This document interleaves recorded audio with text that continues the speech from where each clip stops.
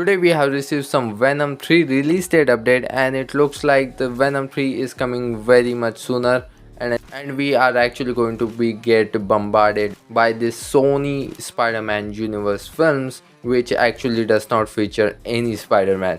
So the Venom 3 is going to be the last film in the trilogy, and I am actually pretty hyped for that film than I was for the Venom Let There Be Carnage. But again, this is the last film in the trilogy and they're probably going to wrap it up and no more Venom films. So as this update states, we can expect Venom 3 coming out in the October of 2024.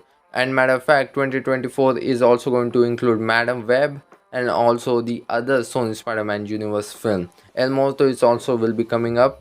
Not sure about that film's release date, but that is also come out with this bunch of the other films. And the film was heavily rumored to be the Spider-Man vs Venom film initially, and Tom Hardy himself hinted that he is going to do everything in his power to make it a Venom vs Spider-Man film.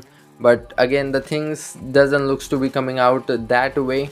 But again, there are lots of other things to be excited about the film. We also have Mordo coming from the MCU to the Sony Spider-Man universe, and he's going to be featured in Venom 3. And they also have that scene of Michael Keaton coming into that universe as the Vulture. So I don't know what's up with that, but again, if they decided that also can be the thing in the film, which is I don't think so it's going to be, and I also think that it doesn't kind of interest anybody. But even if we don't get to see Venom vs Spider-Man in that universe, we obviously have the post-credit scene of Spider-Man No Way Home, which is obviously more concreted proof of Venom vs Spider-Man film.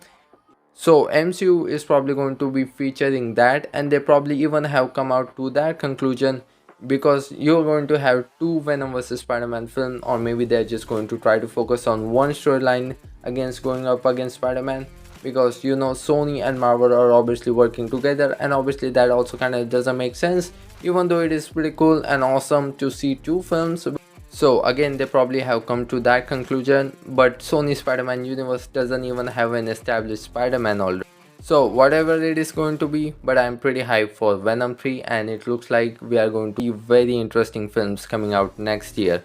So that's it for this video guys, but before you go, you can consider to grab the subscribe button so don't miss out on any of the latest Marvel or DC update. Thanks for listening to me. This is your host Adi signing off. See you in the next one.